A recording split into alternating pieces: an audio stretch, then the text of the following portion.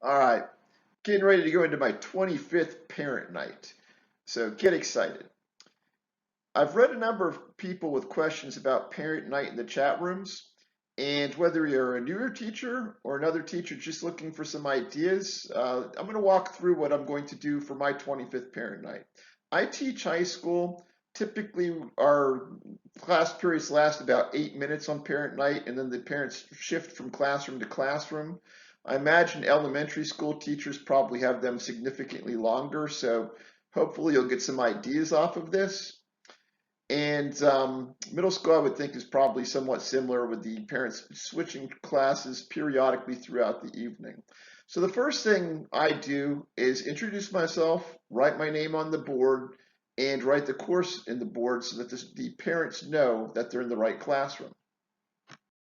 All right, here's a pro tip for you.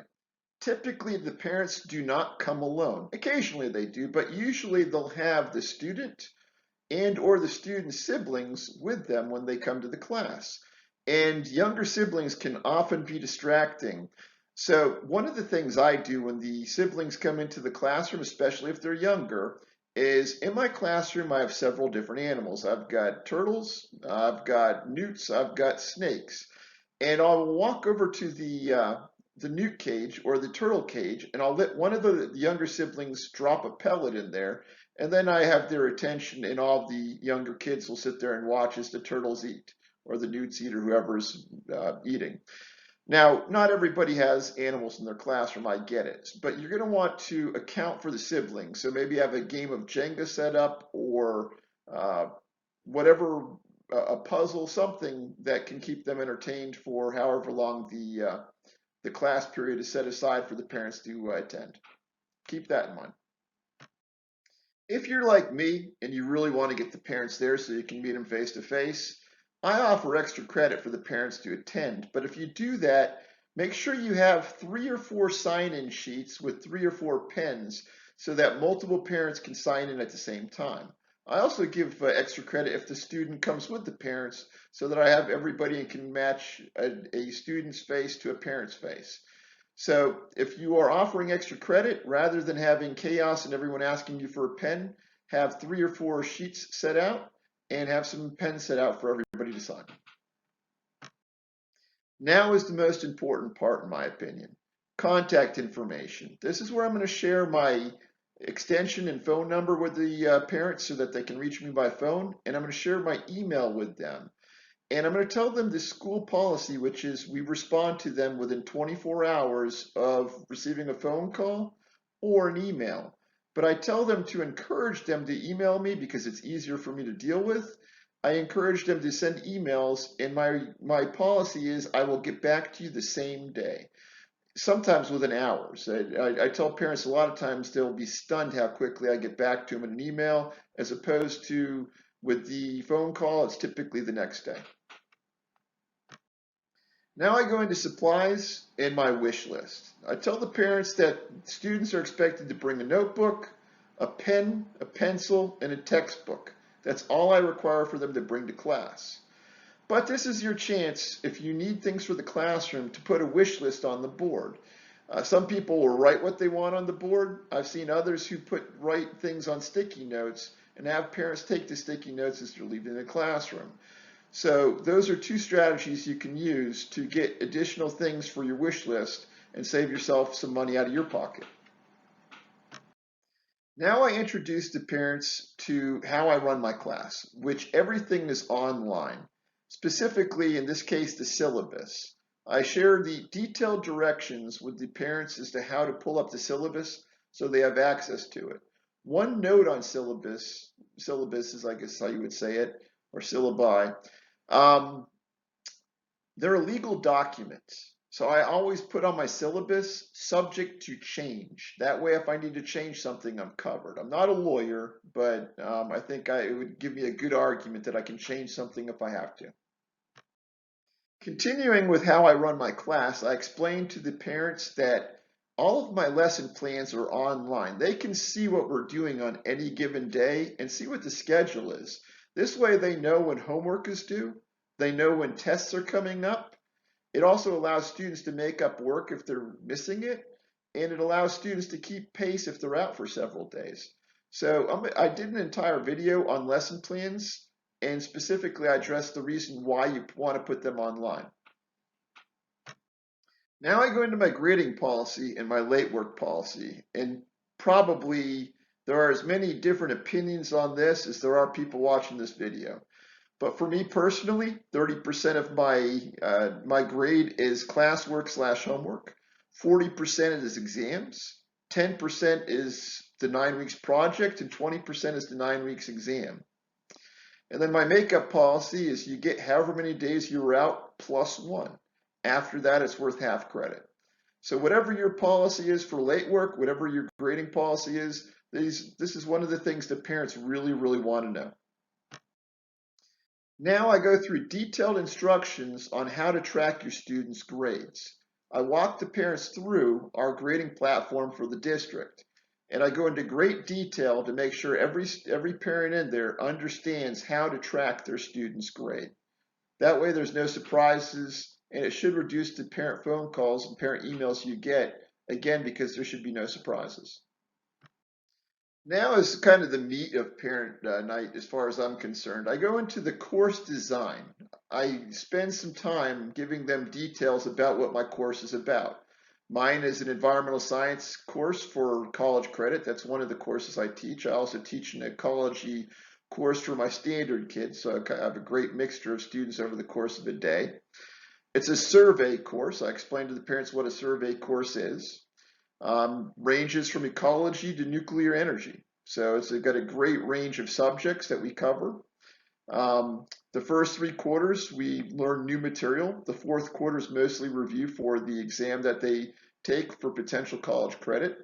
And again, I spend probably 5 minutes going through and talking about the course design. Next, I talk about the projects. We have 4 of them because we have 4 9 weeks. And I talk about each of the projects and the expectations for those projects. If I was an elementary school teacher and I had extended time, you might want to go into extensive detail into your different projects and maybe even show them some examples of what they're looking for.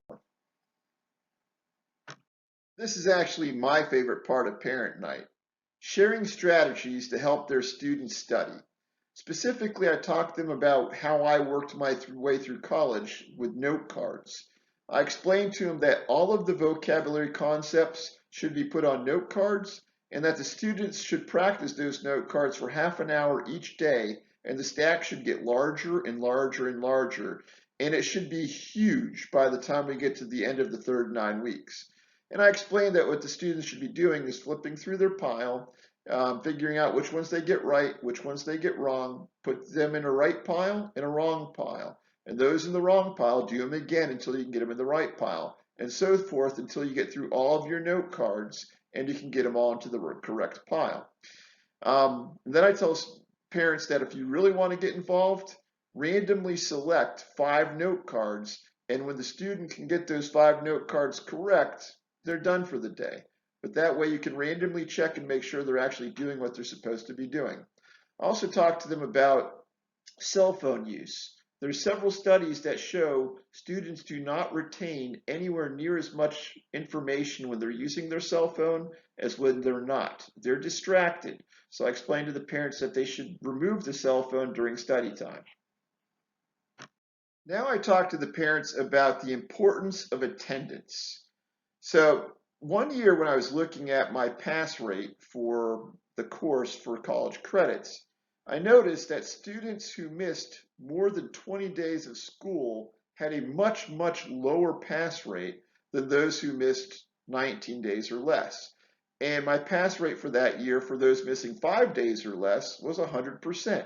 Then it dropped at day 6 to 19 to the national average, and then those above 20 absences, it dropped significantly below. And I talked to the parents about this, about the importance of attendance. And I tell them, I understand that very few kids are going to miss school for 20 days, but this includes activities. And I tell them I absolutely believe in activities. The students should get out of the class and explore all sorts of different things, but they need to limit their absences to 19 or less. And again, this is my little spiel about the importance of being in class. Now I go into my extra credit policy. I'm pretty well known throughout the community for my extra credit policy.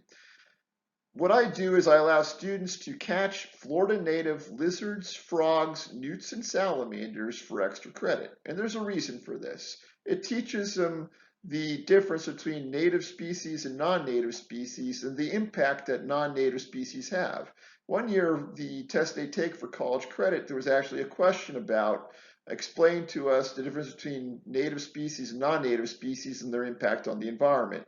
Our students crushed that question. They can also write, if they don't want to go out and catch creepy crawlies, they can write essays for 5 points each. Either way, the maximum number of points they can get is 100 points. And then they lose 20 points for that 100 that they could possibly earn for each late assignment and each thing that is missing.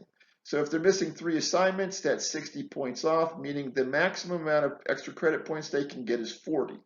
That way, students can't come up and dump a bunch of extra credit on your desk at the end of the 9 weeks and say, I passed the course. If time permits, I go into my background, talk to them about when I used to catch and tag pygmy rattlesnakes and how I've been growled at by alligators and share some stories with them.